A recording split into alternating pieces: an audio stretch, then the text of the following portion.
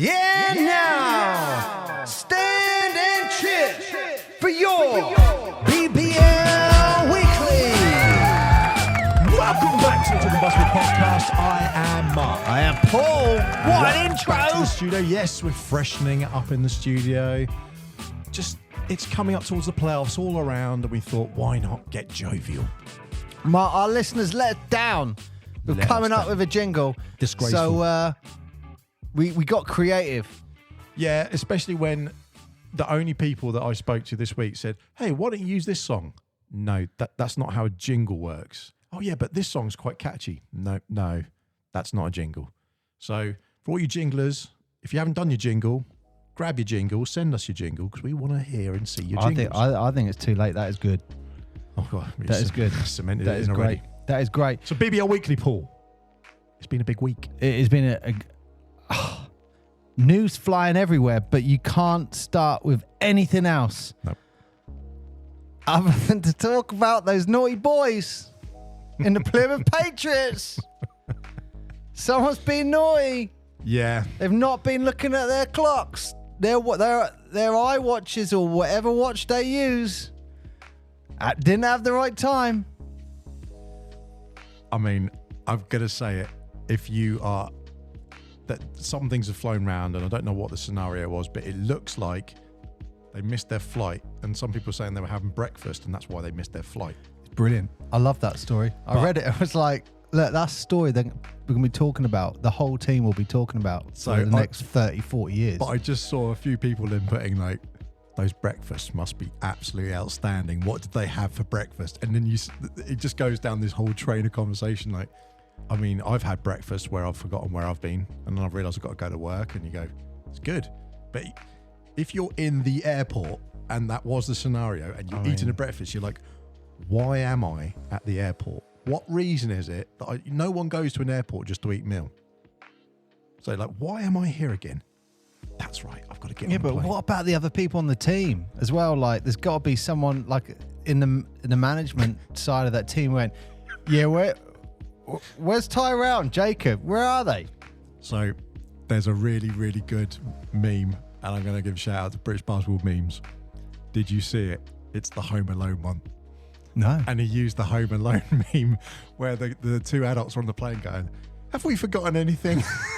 Oh, brilliant. and then old Kevin's coming out, and they're like, that's perfect. Like, at what point did any of the team think, Yeah. 1, 2, because they played their game. Well, let's go to that game. They played the game. Well, hang on. Can I just say one thing real quick? For anyone who doesn't know what we're talking about, basically the Plymouth Patriots, who are currently bottom of the league, are taking on the Caledonia Gladiators, who are third in the league, fighting for that second spot. This is a huge, huge game.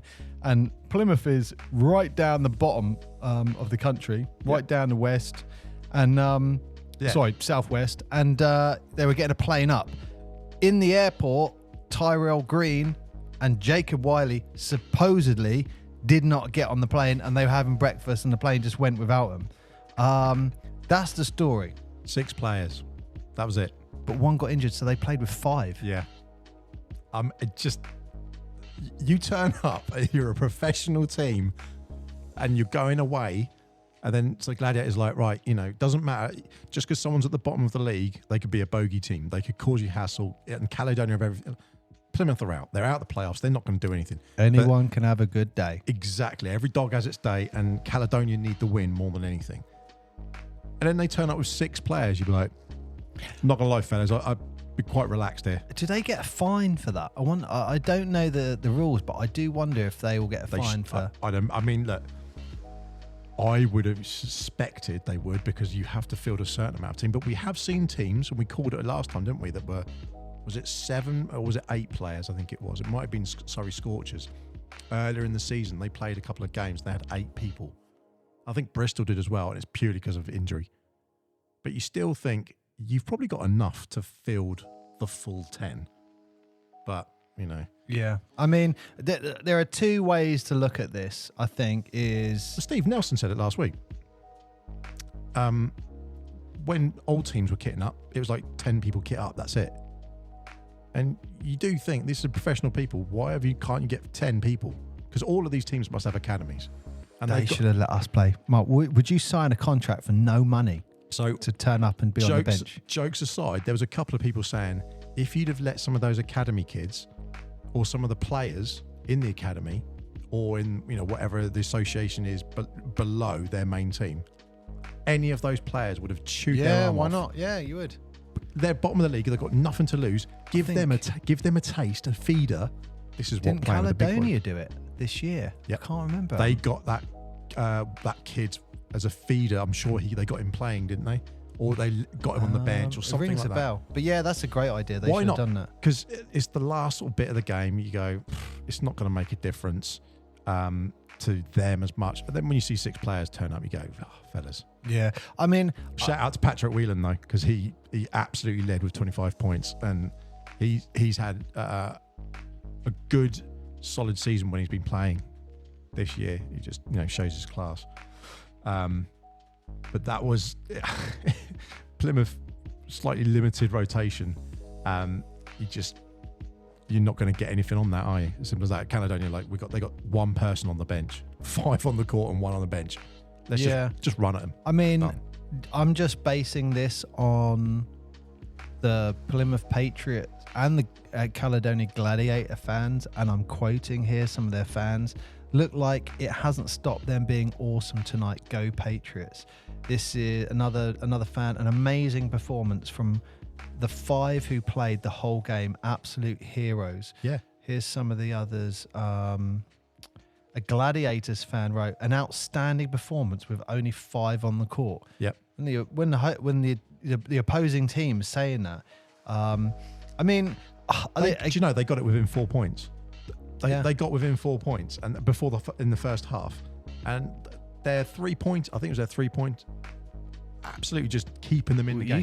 You're staying on. You're not coming off, are you? So you're in the game. I mean, does that help? Do you reckon? Sometimes I think it does, because you've got the flow in there, and then you're like, I'm in the game, and there's no pressure on them. Like you going in a game against 3rd in the league. Yeah.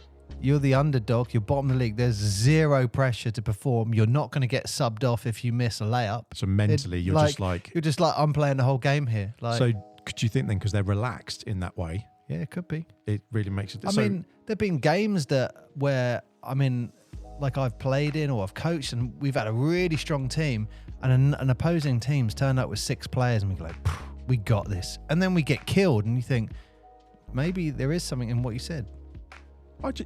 Genuinely, I wonder that, because it's just something mentally there where you go, that whole positivity that you spin on it, you suddenly go, I just suddenly don't feel that pressure and I can breathe. Well, you don't warm down either. Like you're in the game, you're constantly there. Like when you sit on the bench, you might cool off. It might take you 2-3 minutes to get back into it. You know what it's like. All these players have it where you think, all right, they've been cold for a few minutes and then they start warming up again. These guys were in the game and that's it. They were there. I don't know what fatigue's like towards the end of the game with those guys, but yeah. Well, I mean, it just really goes to show, doesn't it? Yeah. I actually thought it was, in a weird way, I thought it was a great story, because it was like, look, you missed the bus, or the plane. You missed the plane because you're having breakfast. That is an absolute classic, funny story. And again, those players are going to be talking about that for a long time. Yes. However, yes, there is a but here. I do think there hasn't been an open apology from those letters to the fans, because they're the ones who are really let down. You're bottom of the league. You're not playing for anything now. There's no apology to the fans, who are the main ones to be let down there. And you've got people there. Now, Plymouth lost Mason Faulkner, who at the very beginning of the season, he's gone back to the States now, I believe, to get rehab, because he got quite badly injured, I think, on his knee. So rightly, he went back to have the rehab and do things properly. But he would have been huge for Plymouth. He was a dominant player. And the first thing when they said, they're not on that plane, people were saying that, they probably jumped on another plane and gone back to the States. Yeah. And you can't help thinking, I know, what, a Canadian player and an American player, yeah. Yeah, when you look at that, you go... 3 games left, a week left in the season. And you're at the bottom, they just go, we're done. And isn't that... That says as much about having lots of international players in the league as it does about having, homegrown talent. 'Cause you go... I would have bloody suited up Pat Riots. I would have sat him on the bench. Well, he can there is no rule to say as a player you can't be sat there in a dog outfit. I'd have had Pat Wright sat on the bench. Yeah, I'm sure there is a rule. I bet there is a rule. Yeah, I bet you can't have a massive dog head on. No, I mean, look, I'm going to say Whelan and Clifton Moore Jr., they, like, late game, they were the ones who pushed it through. 13-0 run right at the very end of the game, and that's what basically made the difference. So total shout out to them. But TJ Atwood and Spencer Levi for the Patriots, absolute double-doubles. You couldn't fault them. And what's funny is I didn't watch this game originally. And then when I heard about all that, I thought, I've got to watch this whole game because of all the fans saying how, and like you just said, the Caledonia fans saying, those guys put an absolute fight up. And they did. They just, it wasn't just that they had a deeper team. Caledonia are a stronger team, but it was just, you actually saw some people playing with heart there. And I thought that was, they did that for their fans, and that's total respect. But yeah, very let's see what happens with those guys, because the only thing I do think with generally the BBL is things get processed a little slow. Like they do. We saw it with the incident in Manchester. Remember that? Mm-hmm. The malice in Manchester. And a bit like this one. Okay, the guys missed a flight. Give them a slap on the wrist. Get them to send an apology. Let's move on. But by not doing that and delaying it, it says to me, hang on, what's going on? Like the next day, apologies. If this was the NBA, the very next day, actually, if it was the NBA, someone had been running down and going, lads, what are you doing? Get on the plane. Which says to me, this whole, are they having breakfast in the airport? Were they? I don't know. But the longer that apology, the more conspiracy theories will go out there. Exactly. And the more the Patriot fans will be like, well, screw you. Someone told them. It takes 2 seconds to say sorry, doesn't it? Someone told them they got to get to Glasgow, and they thought they'd take the fitness route, and they're both on their bikes, still currently riding up, and incorporated it with a charity run or something. Like, it doesn't matter which way you swing it. Like you say, miscommunication and non-communication is they just absolutely kill it, don't they? But yeah, so what a way to start that thing. But kudos to Plymouth for putting on that fight. Yeah, and are we ending that? Is that game over now? Like talking wise, because I gotta personally apologise to all Plymouth Patriot fans.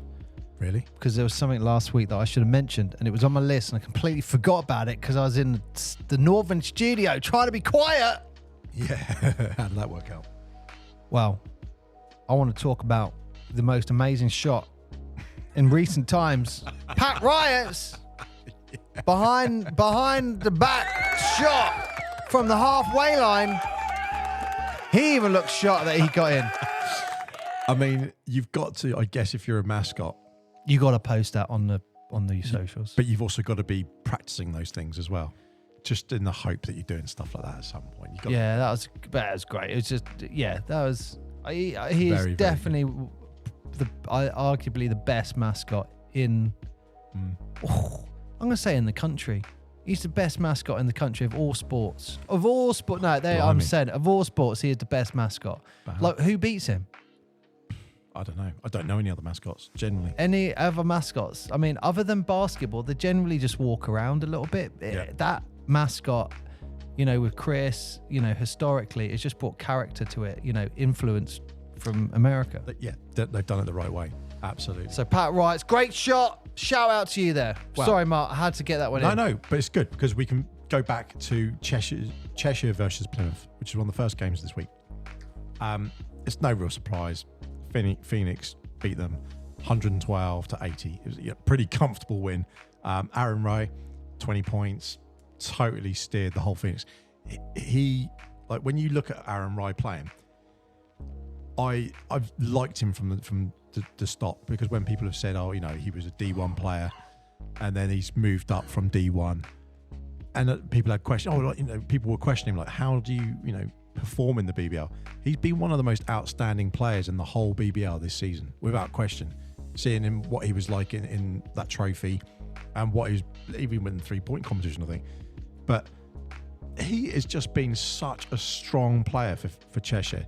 And I know that, at the beginning of the season, they were doing a lot of stuff about Skylar White and those sort of things. But for me, I know they've had LaQuincy as well. He's performing superbly, but you can't argue with Aaron Wright, really. I think he's one of the best players in the BBL currently.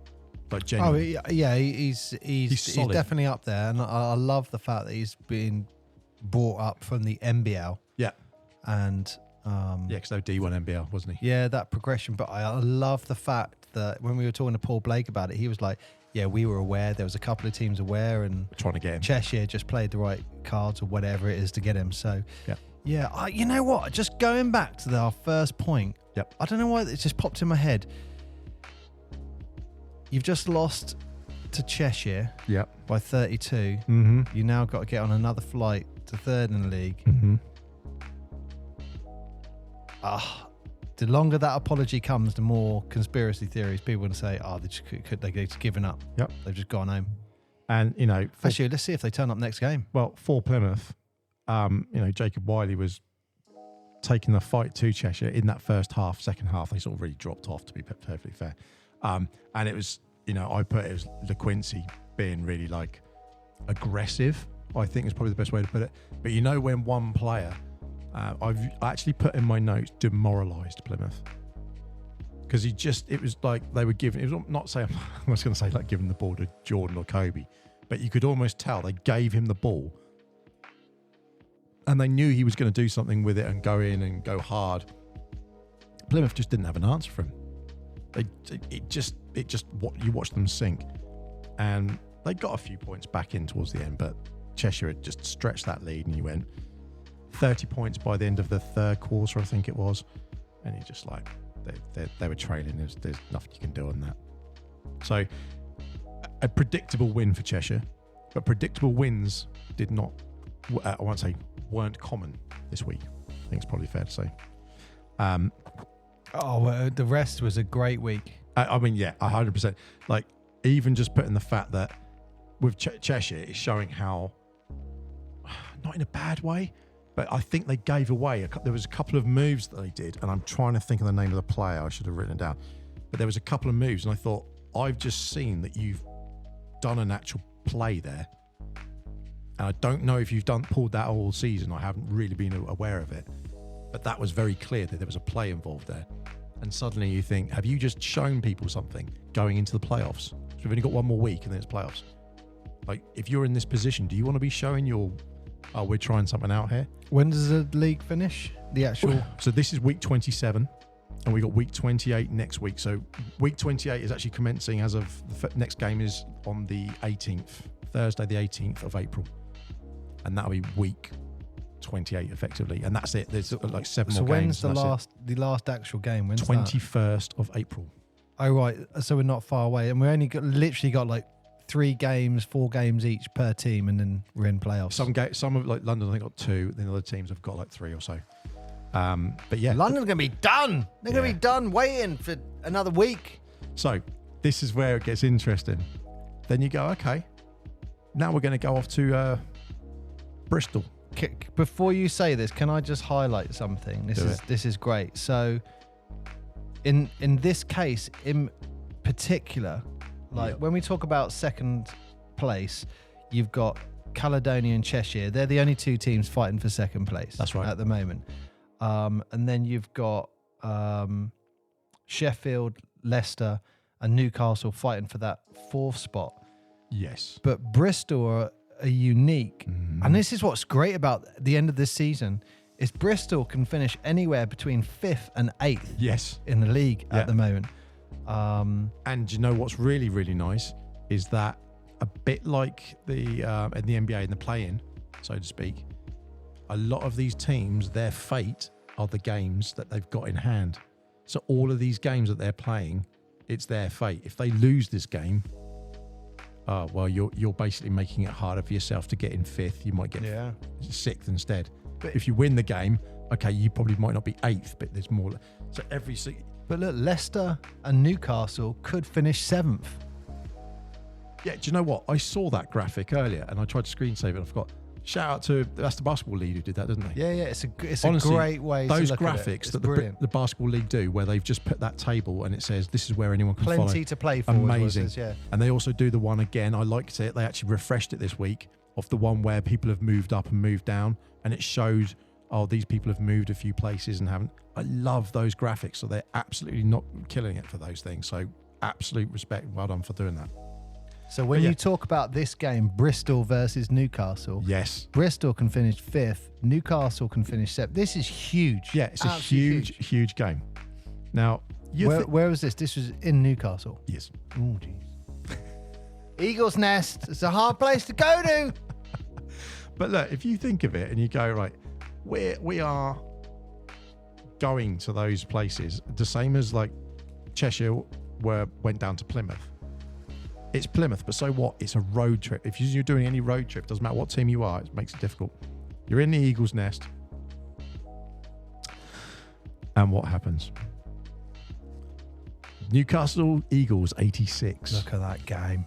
Bristol Flyers 90. Look how close that is. Right. I've got the stat for you this time. Right. I love stats, Mark. Right. And I'm going to give this stat. And it's not on here. This is a good stat. I'm going to call you phone. Mr. Stato. It's on my phone. And I'm going to thank Keith White for this one. Keith. He sent it to me after the game. Newcastle Bald Eagle, legend. And what did he put there? Timber. What did he write there? Legend. Free throws. Oh. Okay. How many free throws? Bear in mind, 86 to 90, Eagles lost by 4. 4-point game, yeah. Yeah. The Eagles, free throws. Sorry, Bristol Flyers free throws, 20 for 20, 100%. Oh, that got you excited, didn't it, Mark? Honestly, I was frothing when I read that. Newcastle Eagles, they took 24, they shot 25. Yeah. 13 went in. 52%. Wow. So you 13 out of 25? Yeah. There's 12 that they dropped and they lost by 4. There's your win. That's like that. Literally, there's no excuse in there. It's like, so Keith sent me. Shout out to Keith again for sending that because he knows I'm hot on the free. You've lost. You're one I'm meant to be. That's like you quite said. common though. That's quite common. But yeah, if they hit those free throws, the game's completely different. Free throws win games. When you're playing the opposition who hit 20 for 20 and you're hitting flipping 13 out of 25, that is poor. You only need to hit half of the free throws. Sorry, you only need to hit a third of the free throws and you missed. Yep. And you got a tied game. Hit half of them and you've won. 12. So they literally have to 4 games, and then even if they hit 4 of those more, they'd have had a tied game. And you're talking like 17 or 18 out of 23 still, and you go, all right, you've missed 4 or 5. Yeah. Okay, we can forgive you that. So, but there's so many you've got to give credit to free throws. You've got to give credit for 20 out of 20 for free throws. What would you do? That's pretty impressive that the whole team, 20 for 20. Let me put you in a scenario. You're now the Newcastle Eagles coach, and someone's just missed their first free throw, and there's a timeout, Newcastle. Yeah. And you go, lads, come in. You've just seen someone miss a free throw. Lads, listen. I'm disappointed you're not doing your Newcastle accent. Lads, listen. No, butchered. Move on. Listen. What do you say? Go. What, when they say, listen? The whole team around you, coach. Coach. Yeah. What? As in, we're 4 points down? Someone's just missed 4 free throws. What do you say? You're not coming on again. That's it. What happens if the whole team missed free throws? I don't think that's the case. I think a lot of the time, like you only think, you see some of those players. Kyrie is a perfect example of that. There's so many players who are looking for that foul, and they drive in knowing I'm getting the and one.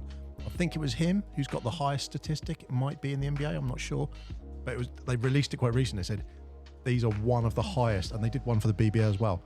It might have been LaQuincy or Johnson, I'm not sure. But they're the highest percentage for and ones. I think we talked about it, but it's totally gone from my brain. Remember. But Coach, I broke 2 of my fingers. Is that an excuse for missing a free throw? Or am I going to be subbed? So what, they've broken them during the shot? Yeah, I missed it. If you broke it during the shot, if you've broken your fingers, it'd be like, you're not taking the shot. It's simple as that. It's no excuse.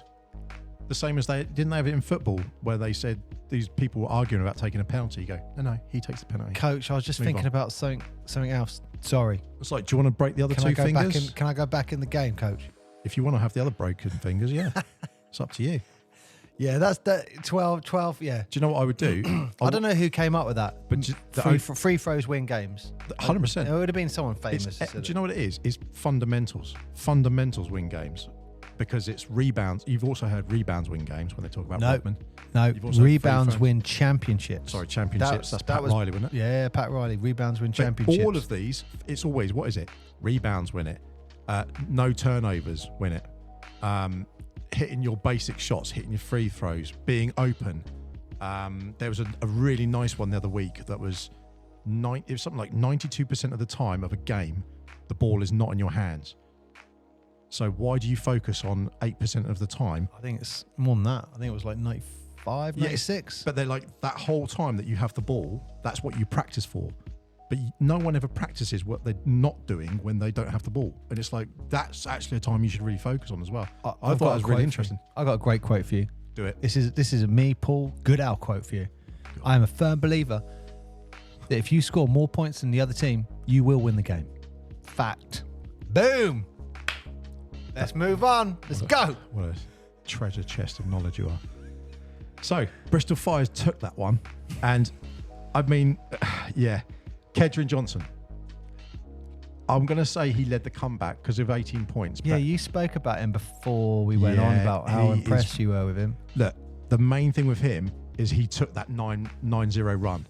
And that run, actually, I think they were like 11 points, I want to say, or 12 points. It was a double-digit deficit they were behind.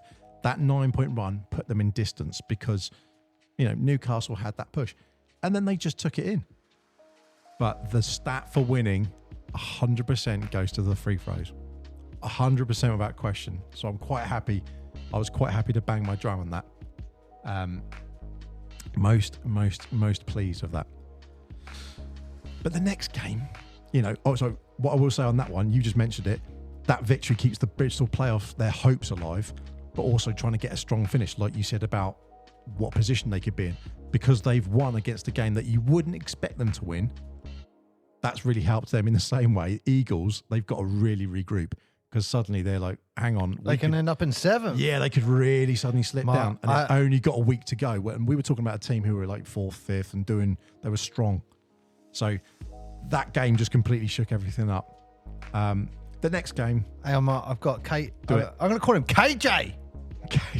Kedron Johnson. KJ, his stats. His box score was 18 points, 5 rebounds, 3 assists. Fuck! Yeah, absolutely. What's funny is you see 18, 5 and 3, that's a solid performance, but it doesn't do him a service on the actual game itself. I watched this game. He was absolutely superb and was very pivotal for Bristol, which earlier in the season, there were different players in Bristol, and they've had some injury and they've had some movement. So I think it was really, really good seeing someone like that. I have got a question for him. What? I've got a really good question I'd love to ask him. Why have you zoomed that picture on his groin? Hey, that's not his groin. That's on his leg. Oh, okay. Sorry, that's upside down. So it's with he's got really, really low cut shoes there. Paul's pointing at his sneakers at this point. So it's really low cut shoes. So I wonder, they look like do bookers. they tape up all their ankles before I'd imagine they do. No, you say that now. A lot of people don't now. Really? Yeah. So if you I'd love to know if he does with those shoes. I mean, that is ankle breaking, isn't it? Yeah. The whole. I'm trying to let me see if I can find a picture of the book one actually. But look, just in contrast to Conor Morgan, London Lions. Look at his shoes. See the difference? Okay. There, here's a quite high cut. Look, I'm going to go through some of these players. It's just, again, Tevin Ollison. Look at his. Just lost it. So that's the book one, which that Devin Booker wears.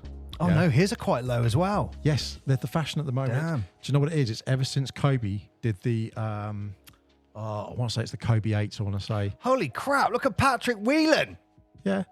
Look. There's loads of low cuts. That's Devin Booker from the Phoenix Suns. The book one is one that's almost... He's trying to do a shoe that's going to be like a Air Force One kind of replacement. But look, it literally... Look at this. That one That's how they're playing on the court. There's literally no support there whatsoever. I'd love to get a player's perspective on that. Well, it's all from, I really want to say it's the Kobe, it's the... I'm going to have to see if I can find it for the show, but I have found the greatest shoe. It is those. It is the Kobe, the proto. So it's Kobe had these, and he always wore them. But what did he wear? He wore 2 supports underneath. He had a little strap underneath because he had his thing taped underneath there. So that's fine. But that's why Kobe had a low shoe. I could be wrong, but I think all NBA players have to tape their ankles up. A lot of them do, but you know. I think they will. I don't know. Well, I think it's a great question. Listen, let's go back to the next. We'll go on to the next game, and we're going London Lions versus Plymouth City Patriots. And you think, all right, it's going to be a game. In what order was this played in? So they just lost to Cheshire. So by they lost 32. to Cheshire at the beginning of last week. Then they played London, and then they're playing London at home again. So and they're losing by 36. Yeah, it was emphatic win. It makes you wonder, doesn't it? It does make you wonder. This off again, You lose by top of the league. But so they lose to Cheshire. And you're about to go to the third team in the top of the league. And then they lose to Lions. It makes you wonder if they just gone, screw it. And then going home. At the very last game, they just didn't bother. So that's why those rumours came about, because the very last game of the week, everyone's like, they're not sticking. I can see why people are thinking it. Yeah. But I won't say I'm not going to dwell on that game. No. It was London took control. I put a 10-point lead, but I didn't put the timing. It was like, there's a 10-point lead. And end of the half, 50-29. I mean, it's a 21-point lead at halftime. If you've kept your, it's not even that London had 50 at the first half. If you've kept the other team to 29 points in a half, you've done all right, haven't you? I mean, what's that? It's pretty shocking, really, isn't it? So, Conor Morgan, fantastic for the Lions as always. 20 points, effective shooting, did really well for himself. He's definitely player of the game. Mark, you need to do better than that. Plymouth struggling. You need to do better than that. You need to say Conor Morgan with 20.7 rebounds and 5 assists. Mark. Well, honestly, that was a great performance for London on the road. Did really, really well. This brings us to another shocker. Here's another shocker. Is this the big one? Look at that. I mean, this is the Shark Tank. I actually thought this was the biggest news of the week. Seeing this, because at the beginning of the week, whatever you look at it, you got that table again. The Sharks were in 5th. Yeah. And we were looking at the run-in going, I'm not sure about this 4th spot. It's going to be quite tricky, but I'll let you continue. No, honestly, that game, if you said Sheffield Sharks and Caledonia, if you said those two straight off the bat, and you think, well, probably Caledonia, they've got some massive defence. And with Quade Green, Clifton Moore Jr., Patrick Whelan back on foot, he's like, yeah, they're doing all right. They're going to smash them. And that wasn't really how it sort of came about. I was quite surprised. The key person here is a player that you like, Jalen Pipkins. Jalen Pipkins is a bloody legend, Mark. So he had 14 points, but I put in here... I think he's a great character. Standout defence. Yes. Standout. That was my He is a standout player. So they stopped the Gladiators for 62 points in that game. 69-62. I would never have thought that's a low-scoring game. And it wasn't because Caledonia just weren't getting... I mean, some of their shots weren't dropping. But honestly, Sheffield played some of the best defence I've seen. And I didn't watch this game because I thought it was a foregone conclusion. And was going to watch the highlights. That's a good name for a band, foregone conclusion. I like Space Shuttle Crash Autopsy Party, but Quade Green really, really doing well, but 6-point lead, extended it to 13, but then I want to say he tailed off a bit, but Sheffield just kept them behind the whole time, and Sheffield's quarter was the third. They did 24-10 outscore. 24-10. Jalen Pipkins tattoos, they look real cool, mate. They're very cool. And they took basically that control back in that third quarter, because you thought at that point, What are they going to do? But so I know you like this. It's a second half turnaround. And it really was a case of they came out fighting at the half. So they went into the half, came back out, and that Q3, 14 points over the Gladiators, took control and literally were controlling the game as well. And then Gladiators were like, oh, okay, nothing. Crucial baskets at the end from Pipkins. Quade Green, 15.7 assists, and Clifford Moore Jr. with a double-double with 3 blocks. I mean, you can't ask more from the Gladiators, but I think they actually, I'm not saying met their match, but I think they could be a bogey team from, because I was genuinely really, really surprised. So their defensive thing has really, really helped them. Underlined that, helped their playoff positioning, as Paul was saying. And they matched, by doing this, they matched Newcastle in wins. Going for that home court advantage. And that was holding the tiebreaker for the postseason. This was of the game for Sheffield that changed everything.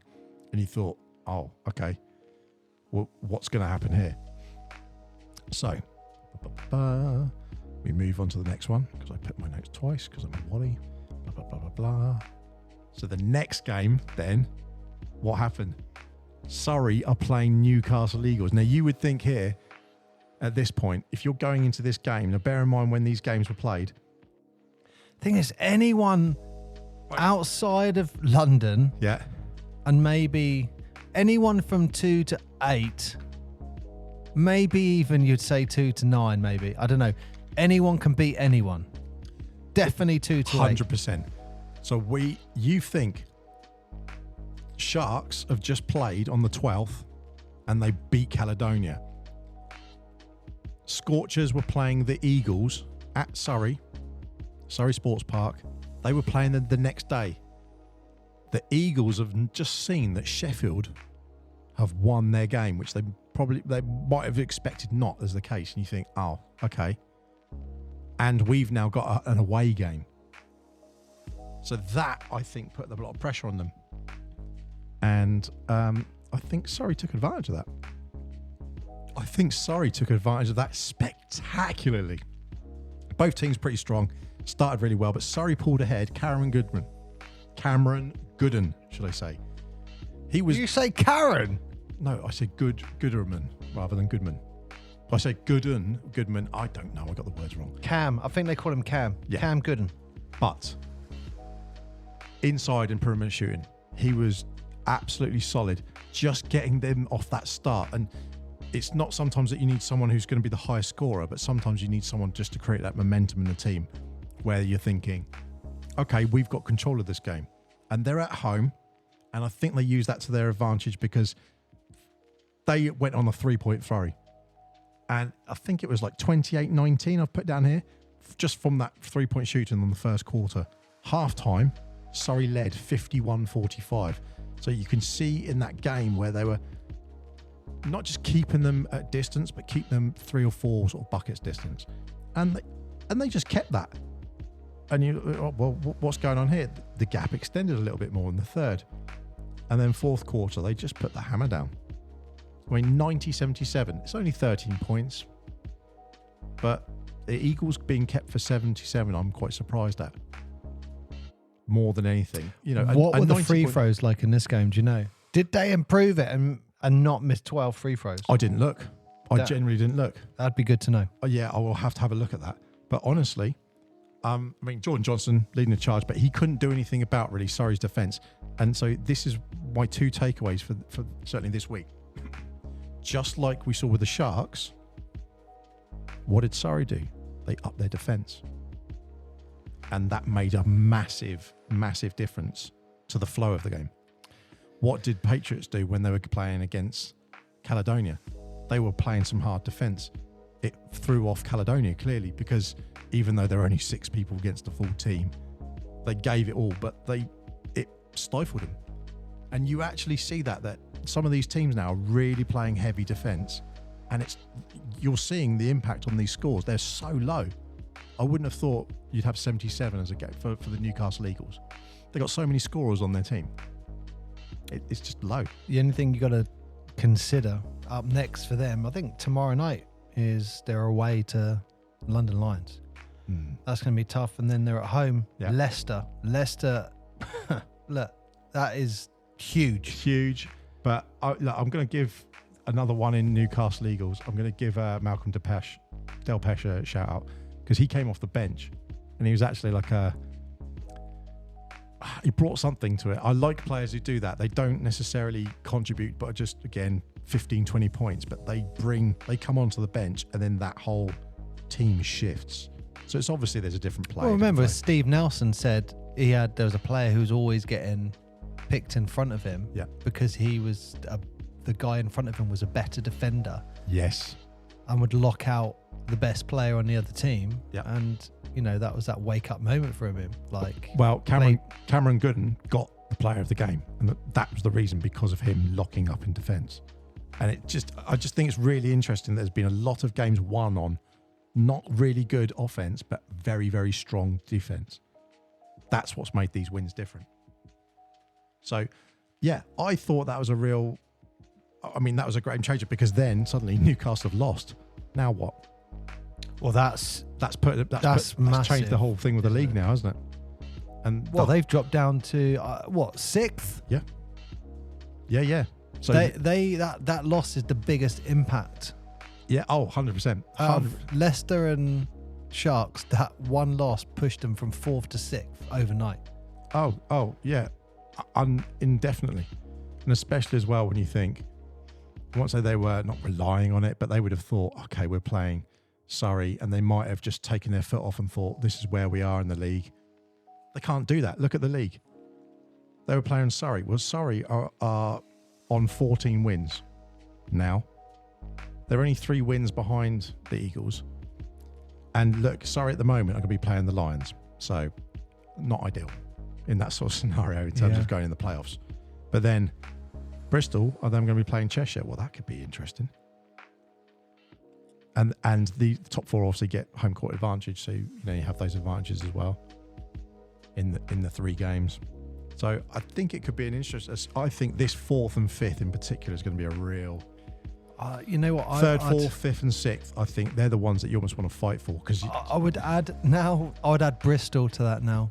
Just look at that table. They were up 3rd. They're at the beginning of the season, they're up at 3rd, and then they had some injuries. They're 1 win away, depending if what happens with Newcastle and the other guys, but they're 1 win away from Leicester and Newcastle. Now, they've got a game in hand, remember, compared to some of those others. Yeah, I know.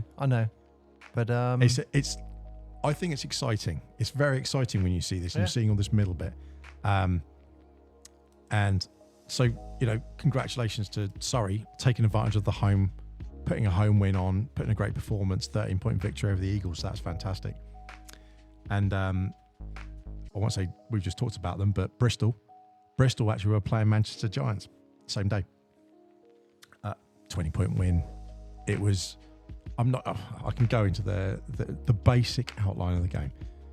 Bristol just dominant, 100% dominant. I watched this on catch up, and it was Green.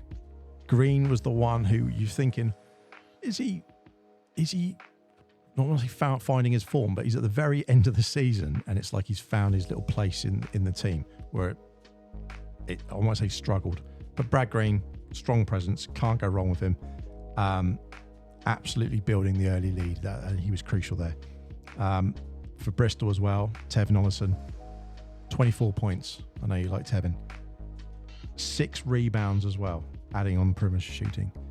And I think that's quite good to see that you're getting a shooter who's getting those rebounds at the same time. In terms of the game itself, just an overview on that really was simply, they just came out flying, as they're the Flyers. I thought you'd like that. But they opened the scoring. Manchester tried to push back and they kept the pace, but William Lee, who, he'd come back off of injury early at the beginning of the season, he was still making his mark. He was very aggressive and tried to keep them in it. But Jacob just excelled in transitions and kept them over. Manchester, though, you'll like this, 12 turnovers. How about that for a stat? 12 turnovers that Manchester had led to 18 points. So, that's a high conversion rate for a turnover from Bristol. So credit to them. Sorry, 16 points. I read it wrong. But still, 12 turnovers to 16 points. That's a pretty good efficiency rating. So fair play to them for making the most of that. And by that point, it was like 48-30 and half time. And I won't say the game's over, but it's almost a 20-point game at half. So that was it. And they just kept that. They kept the spacing. They did a great job. But 12 turnovers, that for me was the big red flag there. You can't be doing that. 12 turnovers or 12 missed free throws. What's worse, Mark? Missed free throws. If you're doing a turnover, you could have been panicked. You could have been stressed. You've got someone actively defending you. If you're doing a free throw, the only person you're fighting is your own mind. And if you fail that, it's because you're weak. You're weak-minded. Wow. I got to say, I do like the stat of the conversion of turnover to points. It's good, isn't it? Because 12 turnovers to 16 points. Yeah. So the maximum you could get, I guess, would be threes, but you're not going to get 36 points off of 12. You know what I'm saying. You know what I'm saying. If it's a turnover and someone said, based on those turnovers, the other team scored 20 points, it's like, oh, wow. Yeah. If it was 0 points, you'd go, oh, okay.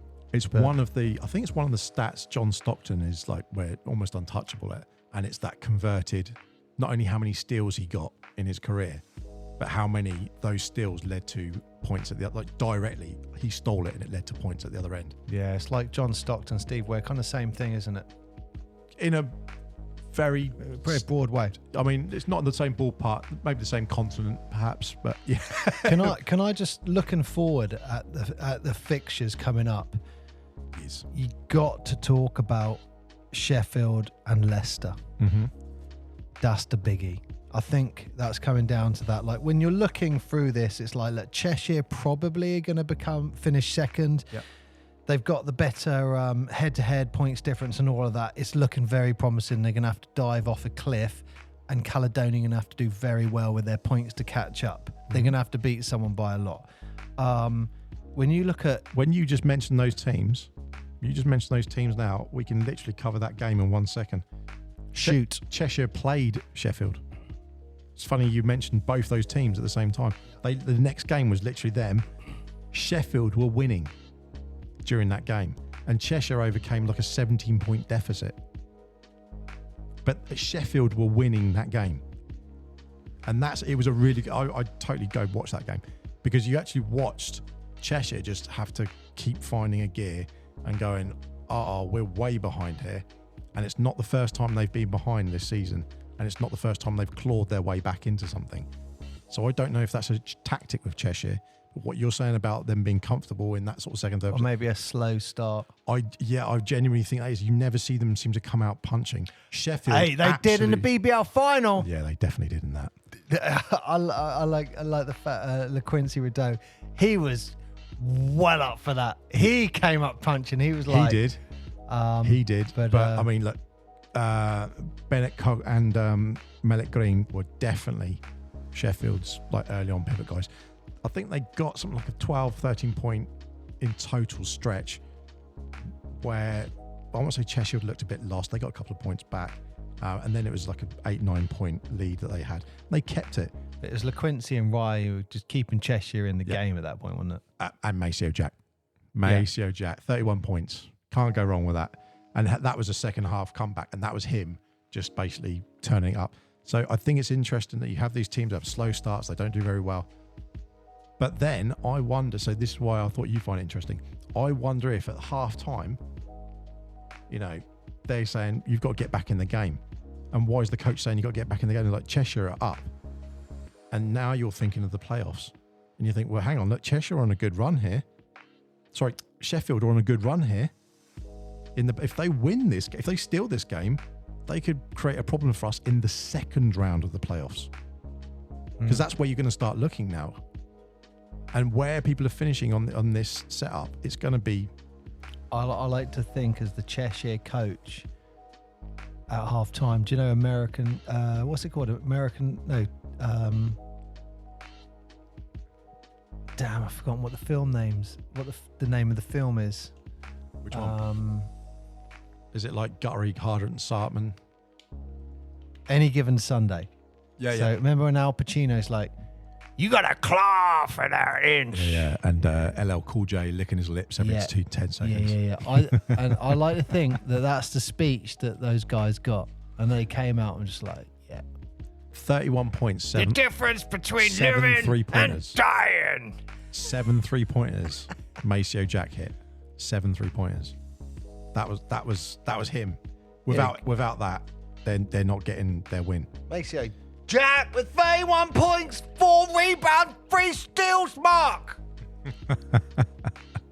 And look, I mean, that rounded up the week because we've obviously talked about Caledonia and Plymouth City Patriots, but I mean that low cut shoe as well, very low cut shoe, like that Kobe shoe you showed me. Yeah. But that's where it comes from. Everything's come from the proto. It's like that was his thing, and everyone loves it because they love a low shoe. But you go, where's the?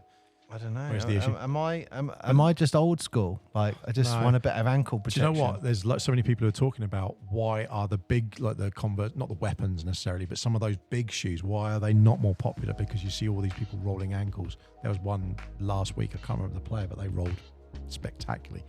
And it's just a low shoe because it looks cool. But look at that league now. So we've got London Lions number 1, Cheshire Phoenix number 2, Caledonia number 3.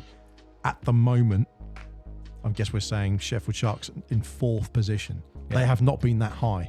But look, they got to take on Leicester in 5th. Yeah. That is huge. That is massive. And Leicester are 1 win behind at the moment, but they're also 1 game in hand. Oh, I don't know the order of the games. When do they have to play? Do they play their other game first, or do they go head to head? Go to next week. I want to say Sheffield. I've got to take on. Damn it! Who does Sheffield have to play? Here you go. Sheffield take on Plymouth. Plymouth first. Sheffield at home to Plymouth, and then Leicester are actually playing Manchester Giants first. Yeah. So keep going. Yeah. And then Leicester are playing. Sorry, they're not playing each other then. Nope. Oh. No, they don't need to play each other. I thought they were playing each other last game. Oh, that's a shame. No, it's Cheshire and Lions. That's ironically everyone's saying is that the final is the last game the final because it's Cheshire versus Lions. They've just got 1 game left. Sheffield 1 game. Sheffield got 1 game, which is against Plymouth City Patriots. So I would have thought, given how they did last time, they. So if they win that game, yeah, Leicester have got 2 games left. Oh, so it's in Leicester's hands. Yes, this is. So if Leicester win against Manchester and away to Surrey, they go 4th. All right, okay. Yeah, so that is. But I've always thought this. I'd rather have the game in hand. No, sorry. I'd rather have played the game than be thinking I've got to play 2 games because you always get down the season and you're like, oh, yeah, well, we've got 3 games in hand. You got to win those 3 games. Yeah. I'd rather have played it. I mean, look, here's the good news for Sheffield, though, and this is good news for them, is they're playing home to Plymouth City Patriots. So there's probably a good chance that only half of the Plymouth team going to turn up. They might get lost in the coach park or something, or someone decides. They'll be getting a bus up there. Depends if there's any good restaurants by the bus stop. They might find a little chef en route and decide to just pull over for a bit and have a little, some of those breakfasts, mate, in those motorway services, they're pretty. This is key. So Leicester have got the advantage of head-to-head over Newcastle and Sheffield. So if they win those 2 games in hand, they go 4th, no question. Okay, so here's the thing now. Let's go back to that. You've just said that. Look at Newcastle. They're in 17. It's out of Newcastle's hands. Yeah. It's Leicester, completely out their hands. And Leicester is all in Leicester's hand. If Leicester lose one, but look who Sheffield. Look who Newcastle have to play tomorrow in 2 days' time. They got to play Cheshire Phoenix. That'll be a great game at home in Newcastle. So, but look, if they win that game, that puts them up immediately next to the Sharks. No, look, for Newcastle have to win those games. Yep. And Sheffield and Leicester have to lose all of the games left. Yeah. That's not happening. But have you seen the next game that they have to play against the Giants? Yeah, but look, Leicester and Sheffield, it's going to be really unlikely that they lose all those 3 games. Well, Sheffield lose the 1 against Patriots and Leicester lose against Manchester. Yeah. And Surrey. Yeah. So here's the question, right? They're not going to lose all three. When people are saying about, well, you've got teams at the top like London and stuff. Yeah. How much impact does it make? And you go, well, they beat everyone, so I'm not saying it doesn't matter. But let's put it another way. Who are the two most important teams in the league at the moment for this next week? The most important teams? Manchester and Plymouth. Why is that? Because Manchester are playing Leicester. Manchester are also playing the Eagles. Plymouth are playing the Sharks. they're some of the most important teams because they can make the difference between people going from 4th to 6th or... It's going to come down to April 21st, Leicester away to Surrey. I mean, look. That will be a great game to be at. I'm not saying Bristol, if they want to even be up in that mix and maybe pick the crown from Newcastle, Bristol are playing Caledonia. That's a tough game. Newcastle have got Cheshire the first game. Bristol have got Caledonia. Those two, But it's all coming down to people playing... people in the middle of the league, so to speak, playing those at the very bottom of the league. That's where all of Surrey that have to win those games to stay 7th as well. Yes, or to guarantee it, I think. Yeah, and if they don't, the danger is just looking at this. Surrey are at the moment 8th.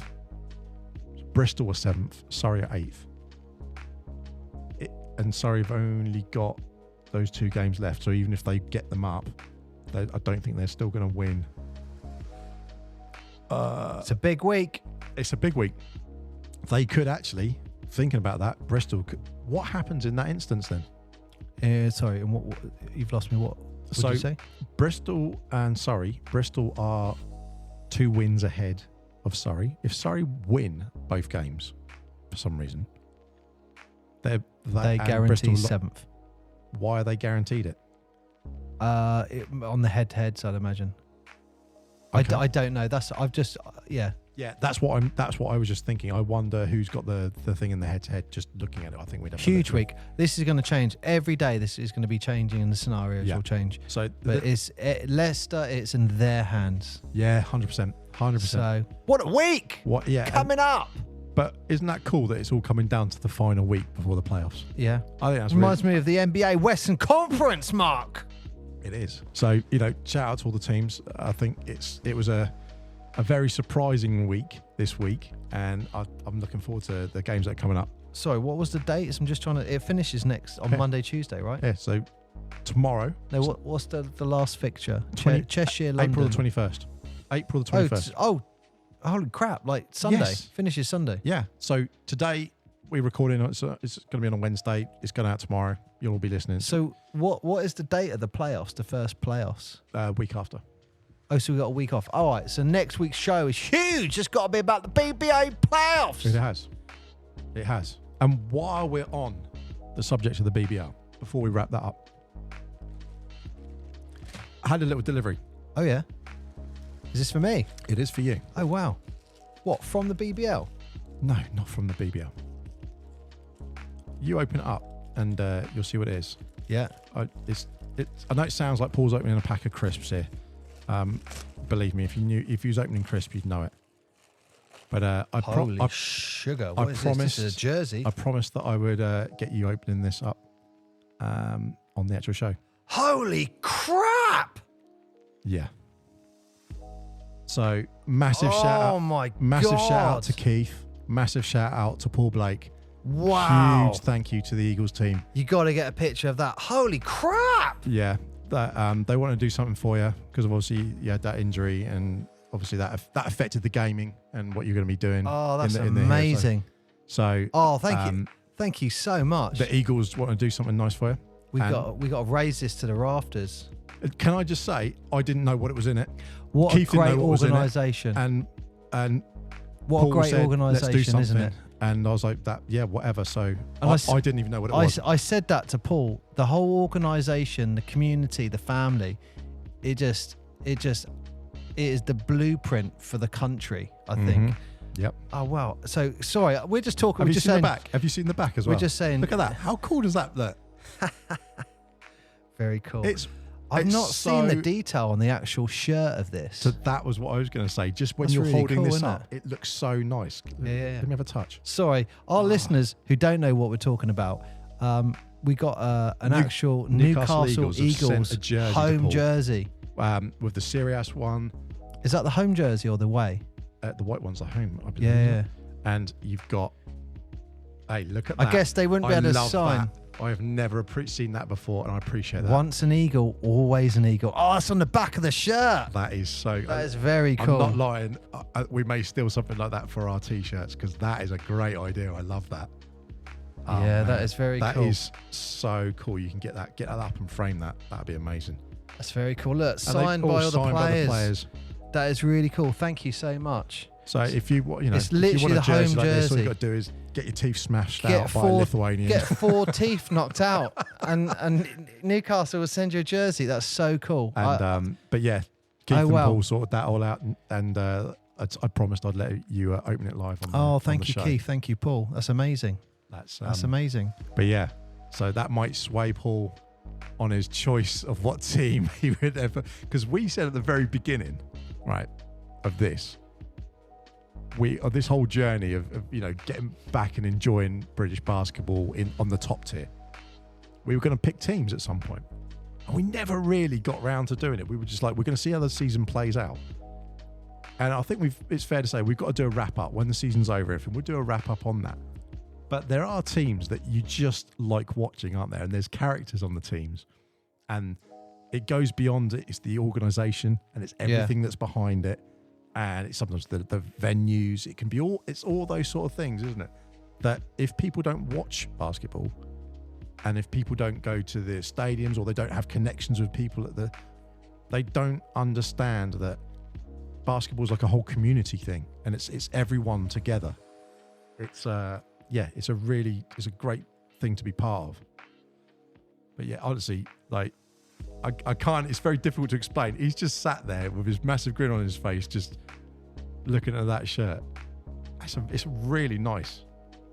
I like the staggering behind those lines as well. Yeah, it's very cool.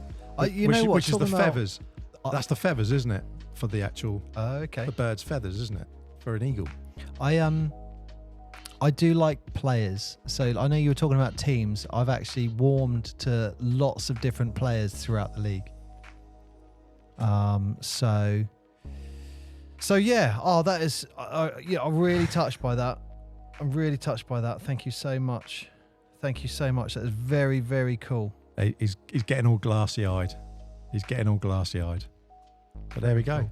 That is a very, very, very, very kind thing for you guys to do. So, but we massively enjoyed our episodes, chatting with Paul and Keith as well. And Well, I obviously Keith's gotta on the say, show as well. Newcastle's my favourite team now. I don't know for the season.